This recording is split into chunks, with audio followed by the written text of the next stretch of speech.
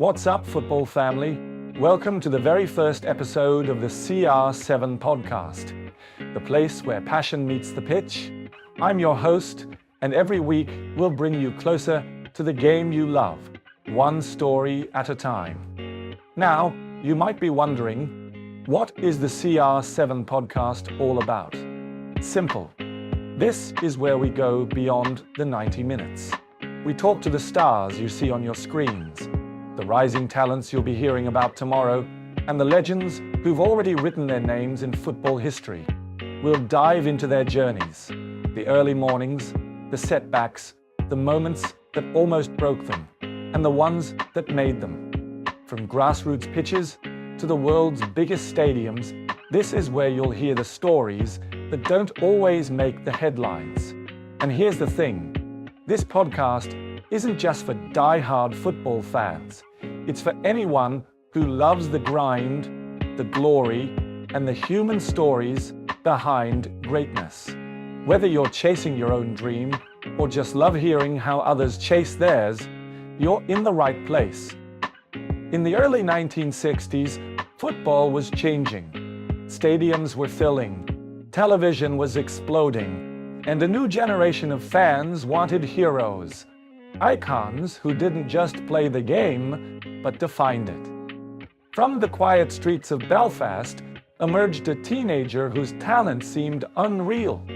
A boy who dribbled like a dancer, who moved with the confidence of someone born to be great.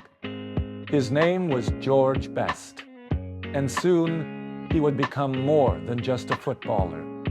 He would become a phenomenon.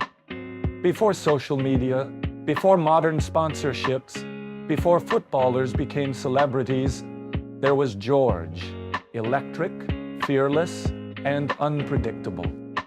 The kind of player who could turn an ordinary match into a show, who could make defenders freeze, stumble, or fall with a single twist of his body. But his story isn't just about genius. It's about pressure, excess, fame, and the price paid by those who shine too brightly. This is the rise of George Best. The magic, the madness, the legend. The year was 1950, and the World Cup had just returned after World War II.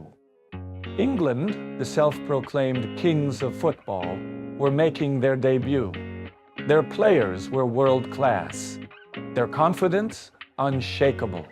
Facing them was the United States, a team made up of part-time players. Their goalkeeper was a dishwasher.